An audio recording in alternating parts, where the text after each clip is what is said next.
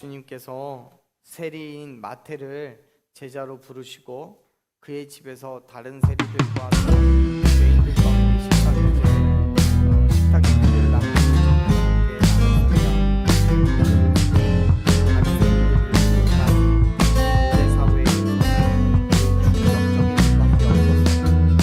왜냐하면 그들은 말 그대로 죄인들이기 때문입니다. 그들은 율법적으로 멀리해야 될 부정한 자들이에요. 따라서 그들과 교제를 하는 순간 나도 부정한 자로 인정받을 뿐만 아니라 물질적으로 환경적으로 매우 번거로운 정결 예식의 과정을 거쳐서 정결하다고 인정을 받고 나서야 자신들의 공동체로 돌아갈 수 있었기 때문에 그곳에 모여있던 사람들의 놀라움은 당연한 것입니다. 결국 바리새인들이 예수님께 문제를 제기하고 예수님께서는 당신이 죄인들을 위해서 이 땅에 오셨다는 분명한 그 이유와 목적을 선포하시죠. 그런데 여기에서 한 가지 문제가 생겨요. 예수님께서 죄인들을 위해서 이 땅에 오셨다는 것은 분명한 사실입니다. 그리고 그 사실은 당시의 바리새인이나 유대인들도 어느 정도 받아들일 수 있는 문제예요. 그래서 마태와도 같은 세리라든지 아니면 세상의 법률로도 정죄를 받은 죄인들의 예수님의 관심의 대상이 될 수 있다는 것은 인정할 수 있습니다. 어쩌면 유대인들의 입장에서도 세리나 다른 죄인들이 자신들의 죄를 회개하고 정해진 정결 예식을 따라서 부정함을 씻어낸다면 얼마든지 그들과 교제를 할 수 있을 거라고 생각할 수도 있습니다. 그런데 지금은 그런 예식을 진행한 이유도 아니고 또 더 나아가서 자신들은 유대인들이나 바리새인들은 죄인이라고 생각하지도 않기 때문에 예수님께서 죄인을 위하여 오셨다는 그 말씀이 받아들여지지 않는 거예요. 그렇다면 나는 죄인이 아니기 때문에 예수님은 나를 위해서 오신 게 아니라 저 사람들을 위해서 오셨구나 라고 생각을 하게 되는 거죠. 그렇게 예수님과 제자들은 바리새인들과 다른 유대인들의 불만 섞인 시선을 받으면서 마태와 세리들 그리고 다른 죄인들과 함께 식사를 하고 계시는 중입니다. 요한의 제자들이 예수님께 물어요. 이렇게 묻죠. 14절 말씀 같이 읽습니다. 그때에 요한의 제자들이 예수께 나와 이르되 우리와 바리새인들은 금식하는데 어찌하여 당신의 제자들은 금식하지 아니하나이까? 아멘. 자, 여기에서 등장하고 있는 이 요한이라는 사람은 요단강에서 침례를 행했던 예수님의 사촌형인 침례 요한을 의미합니다. 요한은 예수님께서 사역을 본격적으로 시작하기 전부터 침례도 주었고 예수님의 복음을 전했기 때문에 그를 따르던 제자들이 있었어요.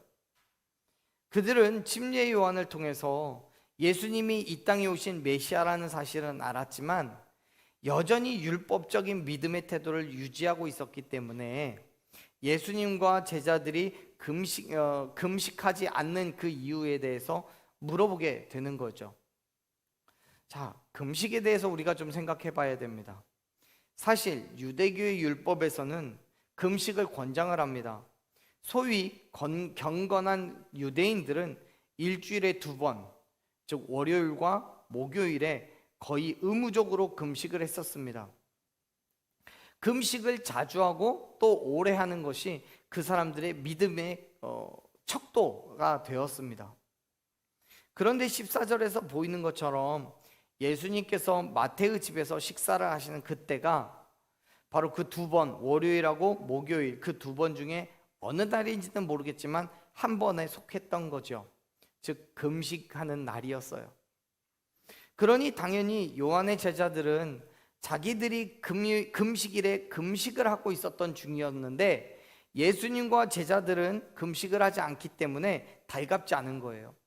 물론 예수님과 함께 식사를 하고 있는 마태라든가 또 다른 세리들 그리고 죄인들은 그 금식을 해야 될 의무가 있지만 인정하지 않기 때문에 내버려 두는 거고요.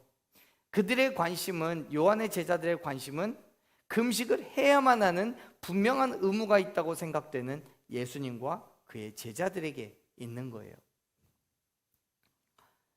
특히나 그들의 스승인 요한이 현재 유대인들의 고발에 의해서 감옥에 갇혀 있는 중이었기 때문에 예수님과 제자들이 마태의 집에 모여서 부정한 자들과 어울려 먹고 마시며 즐거운 교제를 나누는 것이 인간적으로 약오른 거예요. 자기들의 스승인 요한이 잡혀 있어서 자기들은 침울하고 우울하고 근심과 걱정에 쌓여서 그렇게 어두운 금식일을 보내고 있는 중인데, 예수님과 그의 제자들은 웃고 떠들고 즐거워하면서 금식하지 않고 음식을 먹고 있는 그 모습이 얼마나 약이 오르겠습니까? 그런데 여러분, 지금 요한의 제자들은 단단히 오해를 하고 있어요. 자신들의 생각과 경험으로 예수님과 그의 제자들을 오해하고 있는 거예요. 유대인이 아니라 그리스도인들에게도 금식은 상황에 따라서 중요한 믿음의 태도가 됩니다. 금식을 말하는 말씀은 금식을 이야기하는 그 말씀을 근거로 말하자면, 금식은 회개와 절제 그리고 근신을 목적으로 하는 믿음의 행위예요. 그래서 그렇기 때문에 우리도, 저와 여러분 또한 얼마든지 금식할 수 있습니다. 해도 돼요. 금식 자체가 문제인 건 아니에요. 또 금식을 통해서 기도의 응답을 간절히 구할 때도 있습니다. 예수님도 40일간 금식을 하셨던 기록이 있잖아요. 그걸 볼 때 하나님께서는 금식 자체를 금지하셨거나 부정하고 계신 것이 아니에요. 물론 예수님도 마찬가지고요. 그렇다면 요한의 제자들이 문제를 제기하고 있는 건요, 당연하게 여길 수도 있습니다. 그런데 여러분, 지금 요한의 제자들은 자신들의 행위, 즉 금식, 자기들이 하고 있는 금식에 대한 율법적인 근거에 따른 편견을 가지고 예수님께 대항을 하고 있는 거예요. 다시 말해서 이들은 이렇게 예수님께 묻고 있는 거예요. 당신의 제자들은 왜 우리랑 다릅니까? 우리의 신앙생활과 다르기 때문에 당신은 틀린 겁니다. 사실 이 문제는요, 매우 중요합니다. 왜냐하면 종교적인 편견 때문에 다른 사람의 믿음을 정죄하고 죄인으로 낙인을 찍고 있기 때문에 그래요. 예를 들면 이런 거예요. 어떤 사람이 하루에 몇 시간씩 기도를 하고 하나님의 은혜를 경험을 했어요. 그래서 나는 정말 열심히 기도함으로써 하나님께서 나를 구원하셨다는 확신을 갖게 되었어요. 심지어 이 사람은 무덤이 질부한 산에 올라가서 철야를 하며 기도를 해요. 무서워하지도 않아요. 기도를 통해서 귀신도 내쫓아요. 기도를 통해서 그 모든 두려움을 잊고 구원의 확신을 얻었어요. 오케이, 좋아요. 그렇게 하나님의 은혜를 받은 이 사람이 또 다른 지체를 만났는데, 이 사람은 기도를 안 해요. 정말 성경을 많이 읽어요. 하루에 30장, 40장씩 성경을 읽으면서 하나님의 은혜를 누려요. 성경을 읽는 과정 중에 하나님께서 말씀하시는 것에 확신이 들고, 성경을 읽는 도중에 내게 있는 질병이 치료가 되고, 성경을 읽는 도중에 하나님의 말씀을 대하는 그 와중에 내가 구원을 받았다는 확신을 누렸어요.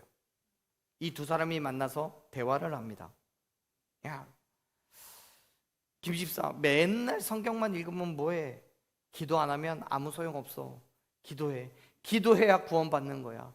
기도해. 기도해야 천국 가는 거야. 그 말을 들은 김집사가 가만히 있지 않아요. 아니야, 박집사, 밤새 기도하고 피곤해서 어떻게 살아? 그렇게 해서 하나님의 역사를 어떻게 이루어내? 무덤에서 기도한다고 하나님이 말씀하셔? 아니야, 성경 읽어야 돼. 하나님의 말씀을 알아야 살지.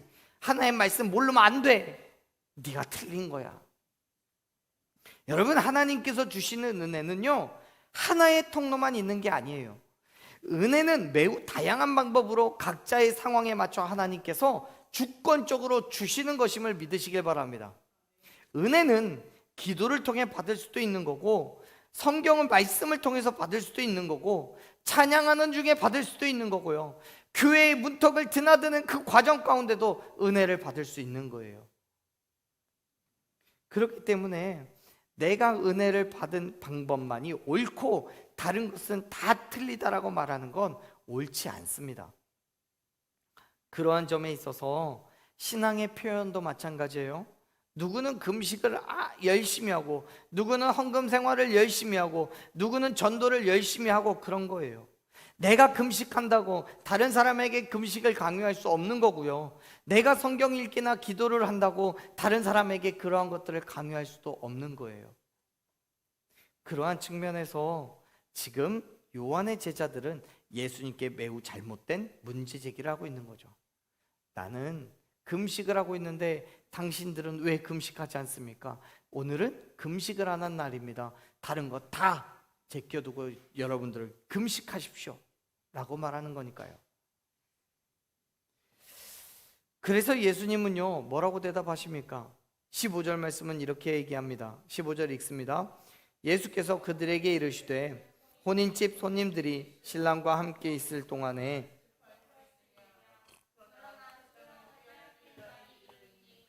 때에는 금식할 것이니라. 아멘. 예수님께서는 요한의 제자들의 그 문제 제기에 15절에서부터 우리가 마지막 읽었던 17절까지 세 가지의 예를 들어서 대답을 하시는데요. 그 첫 번째가 결혼식집 이야기입니다. 혼인집에 손님들이 신랑과 함께 있는데 예수님은 그들이 결코 슬퍼할 수 없다라고 말씀하시는 거예요. 신랑과 신부가 결혼을 하는 그 기쁜 날에 슬퍼하고 애곡할 이유가 없다는 거죠. 그것은 그것도 그 신혼집에서 말이에요. 금식하는 건 마찬가지입니다. 결혼을 하는 날에는 누구도 금식하지 않아요. 금식할 이유가 없어요. 당시 유대 사회에서는 결혼을 지금처럼 하루에 끝내는 게 아니라 결혼 축제를 보통 7일 동안 하게 됩니다. 그 기간 동안 마을의 거의 모든 사람들이 함께 먹고 마시며 축하를 해줘요. 만일 그 기간 동안에 금식일인 월요일이나 목요일이 되었다 할지라도 금식하지 않아요. 왜요? 분위기 깨니까요. 분위기 깨니까 하지 않는 거예요. 그리고 그 기쁜 날에 우울한 금식을 할 이유가 없어요. 결국 지금 예수님께서는 이 비유를 통해서 말씀하시는 거예요. 지금은 신랑과 함께 있는 잔치의 자리이기 때문에 기뻐하고 즐거워해야지 우울하고 괴로워하며 근심하는 금식을 할 이유가 없다라고요. 오히려 신랑 되신 예수 그리스도를 통해서 위로와 평강을 누리는 즐거운 날이 되어야 된다라고 말씀하시는 거예요. 지금 말고 나중에 신랑을 빼앗기게 될 그때에 금식하면 된다는 거죠. 그렇습니다. 사랑하는 여러분, 예수님과 함께하고 있는 그곳은 참된 평안과 위로와 안식이 있음을 믿으시길 바랍니다. 물론 나 개인적으로는 아픔이 있을 수 있죠. 개인적으로는 금식할 만한 괴로움이 있을 수 있습니다. 지금 문제 제기하는 요한의 제자들처럼요. 그들의 입장에서는 스승인 요한이 감옥에 갇혀 있는 것이 금식할 조건이 되는 거예요. 그런데 예수 그리스도와 함께 하고 있을 때 그 어떤 어려움도 없어요. 어떤 근심도 없을 줄로 믿습니다. 그렇기 때문에 금식할 이유가 없는 거예요. 지금 예수님은 요한의 제자들에게 상황을 보라고 말하는 거예요. 그들이 말하고 있는 그 금식은 형식에 치우쳐진 금식인 반면 예수님의 금식은 진정한 의미로서의 금식, 즉 신랑을 빼앗긴 그 슬픔과 괴로운 날에 금식을 하라고 얘기하시는 거예요. 금식은 결코 나쁜 것은 아닙니다. 하지만 지금은 오히려 예수 그리스도와 함께 있음을 기뻐하고 구원받은 은혜에 감사해야 될 때인데 왜 금식을 해야 하냐는 거죠. 사랑하는 여러분, 저와 여러분의 행함은 분명히 세상과 달라야 합니다. 그러나 나의 행함과 다른 지체를 비교해서 정죄할 이유가 없습니다. 물론 그렇다고 아무런 행함이나 믿음으로 행하는 거라면 다 옳다고 말하는 것도 아니에요. 왜냐하면 이단이라든지 사이비들이 행하는 그런 행함도 있기 때문에요. 그렇기 때문에 그러한 행함에는 분명한 말씀의 근거가 있어야 합니다. 그런데 앞에서도 말씀드렸듯이 성경 읽기, 기도하는 것, 또는 찬송하는 것, 이런 것들 다 성경에 있잖아요. 어떻게 해야 된다라고 가르쳐 주고 있어요. 하나님의 말씀이 있고 행하라는 권면도 있어요. 그렇기 때문에 무엇가 됐든 맞다, 무엇은 틀리다 말하기가 어려운 거죠. 그러한 의미에서 요한의 제자들이 제기한 이 문제는 오히려 그들에게 잘못된 사고방식이 있다는 것을 증명해내는 거예요. 그래서 예수님은 또 다른 예를 들어서 이렇게 말씀하시죠. 16절 말씀 읽어보겠습니다. 생배 조각을 낡은 옷에 붙이는 자가 없나니 이는 기운 것이 그 옷을 당기어 헤어짐이 더하게 되며. 아멘. 지금 우리가 읽은 이 16절 말씀과 그 뒤에 있는 17절 말씀이 집중하고 있는 건, 이야기하고 싶은 것은요, 앞에 있는 15절 말씀과 살짝 다릅니다. 똑같이 금식을 이야기하고 싶은 거긴 한데요, 15절에서는 그 금식 자체에 대한 이야기를 하는 말씀이었다면 16절과 17절은 금식을 주제로 해서 예수님의 행함과 율법적인 행함의 그 이질성에 대해서 이야기하고 있는 거예요. 자, 보세요. 당시의 옷감의 특징은 실을 짜서 새 옷감을 만들고 나면 옷을 재단하여서 입기 전에 세탁을 해야 돼요. 왜냐하면 세탁을 하면 옷을 처음 재단했을 때보다 훨씬 확 줄어들기 때문에 그래요. 그만큼 옷감의 질이 그렇게 좋지 않아요. 뭐 직조 기술이 지금보다 훨씬 덜 발달한 때니까 당연하죠. 그런데 지금도 마찬가지긴 하지만 지금도 뭐 옷을 빨게 되면 옷이 줄어들긴 하죠. 하지만 이제 그때보다는 확연하게 줄어들지 않기 때문에 지금은 새 옷감을 덧대더라도 크게 무리가 되진 않아요. 그런데 당시에는 이미 줄어들어 버린 그 헌옷에 구멍이 생겼을 때 새 옷감으로 기우게 되면, 그리고 세탁을 하면 그 새 옷감이 헌옷을 잡아당겨서 주름이 지거나 찢어져 버리게 되는 거예요. 그렇기 때문에 옷을 기울 때는 헌옷을 잘라서 기우게 돼요. 새 옷감으로 하면 안 돼요.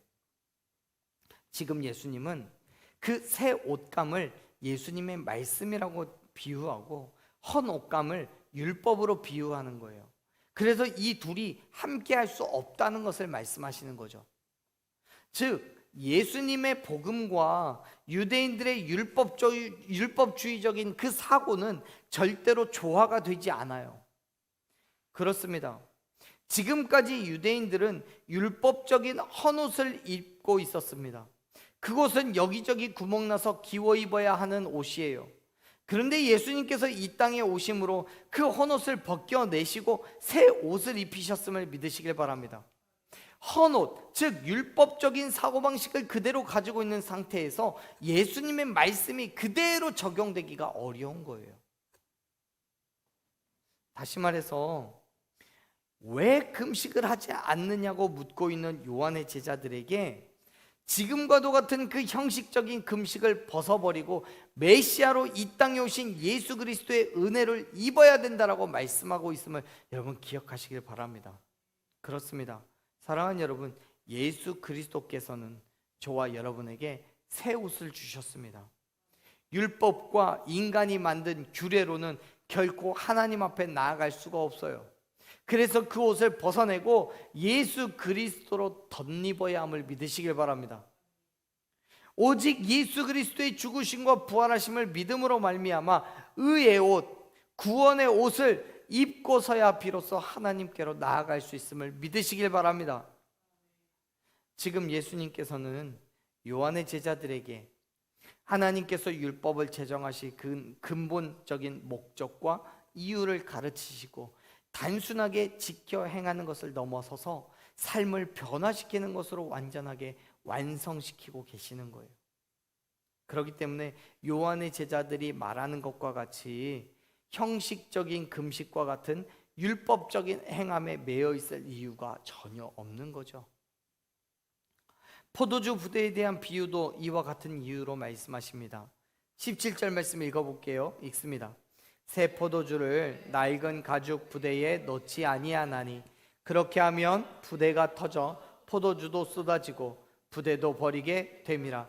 새 포도주는 새 부대에 넣어야 둘이 다 보존되느니라. 아멘. 포도주는 가죽 부대에 넣어서 보관을 하는데요, 시간이 흐를수록 이 포도주가 발효가 돼요. 그래서 부대의 부피가 팽창을 하여서 늘어나게 됩니다. 문제는 헌 가죽 부대예요. 이거는 이미 한두 번 이상 사용함으로써 늘어날 대로 늘어난 그런 상태이기 때문에 새 가죽 부대와 비교하여서 탄성과 탄력성과 신축성이 거의 없다고 봐도 과언이 아닙니다. 그런데 그렇게 늘어날 수 없는 헌 가죽 부대에 새 포도주를 넣는다면 어떻게 되겠습니까? 발효가 다 끝난 포도주가 아니고 이제 발효가 되어야 되는 포도주이기 때문에 당연히 한 가죽 부대 안에서 발효가 되겠죠. 그리고 그 가죽 안에는 가스가 차게 됩니다. 그러면 가죽 부대가 늘어나서 가스가 배출될 때까지 버텨야 되는데 이미 늘어날 대로 늘어나 버린 헌 가죽 부대는 버틸 만한 힘이 없죠. 결국 터지게 됩니다. 그래서 예수님께서는 말씀하시는 거예요. 새 포도주는 발효가 되어야 되기 때문에 늘어날 수 있는 새 부대에 넣어야 된다라고요. 지금 이 말씀은 예수님의 복음을 새 포도주로, 그리고 유대교의 사고방식을 낡은 가죽 부대로 비유하시면서 유대인들의 예수님의 복음을 받아들이는 것이 유대적인 사고를 가지고 있는 상태에서는 불가능하다라고 말씀하시는 거예요. 다시 말해서 바리새인이나 요한의 제자들이 예수님의 말씀을 받아들이기 위해서는 율법적인 사고에서 벗어나야 한다는 것을 분명하게 말씀하시는 거죠.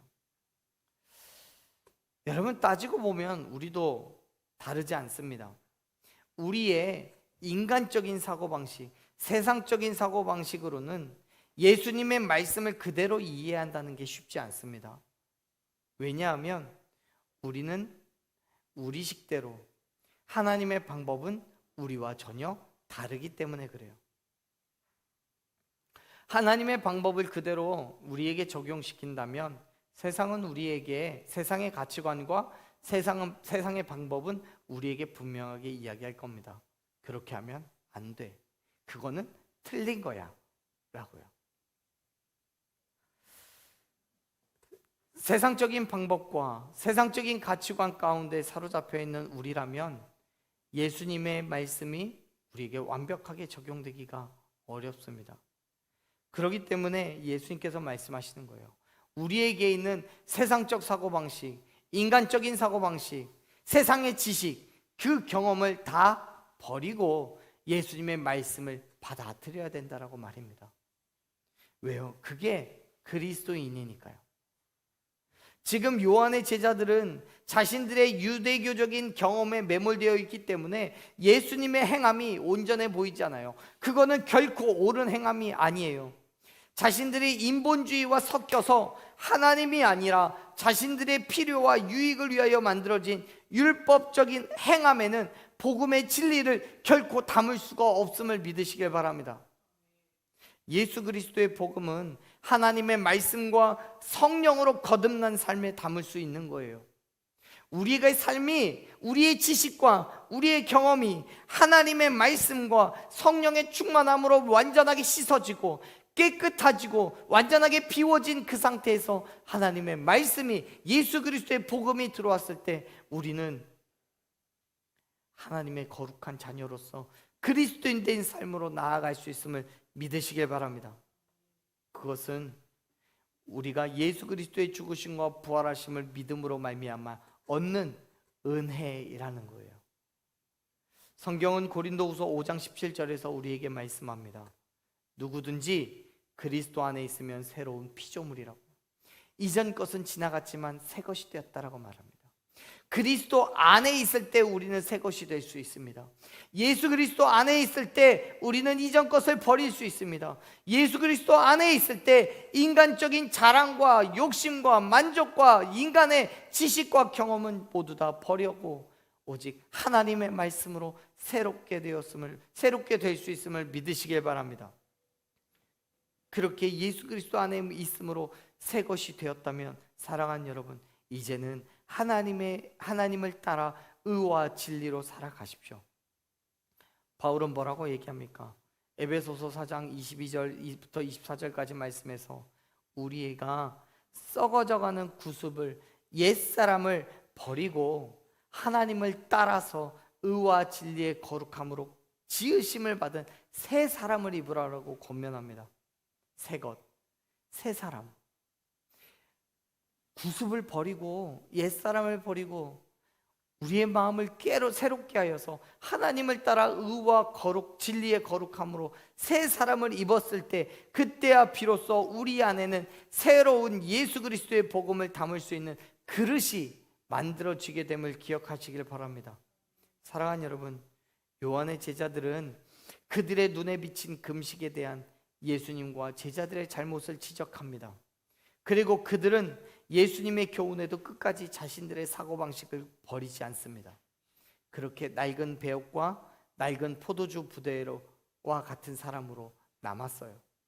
사랑하는 여러분, 인간적인 생각과 지식과 경험을 내려놓으십시오. 예수님께서 우리의 주인이 되시고 내 삶의 주권자가 되심을 인정하신다면 기꺼이 예수님께 우리의 삶을 내어놓으십시오. 그리고 온전히 말씀대로 살아가는 저와 여러분이 되기를 간절히 소망합니다. 저와 여러분이 예수 그리스도의 죽으심과 부활하심을 믿음으로 인하여서 새 것이 되었다면 하나님의 의와 진리의 거룩함으로 살아가는 그 새 사람으로 살아가십시오. 물론 우리의 인간적인 사고방식을 허물기에는 너무나 어려워요. 요한의 제자들도 예수님의 말씀을 받아들이지 못했던 것을 보면 충분히 알 수 있죠. 그럼에도 불구하고 우리는 하나님을 쫓아 살아가야 됩니다. 내 욕심, 내 지식, 내 생각 다 내려놓고 오직 하나님의 말씀을 앞세워 살아가십시오. 그때 하나님께서 주시는 은혜와 축복을 받을 줄로 믿습니다. 하나님의 자녀가 된 권세, 말씀대로 응답하시는 그 은혜를 누리게 될 줄로 믿습니다. 그렇기 때문에 사랑하는 여러분, 새 부대가 되셔서 내 생각, 내 경험이 아닌 오직 하나님의 말씀, 새 포도주를 채우고 믿음으로 나아가는 그리스도인 된 삶을 결단하는 저와 여러분 되기를 간절히 축원합니다.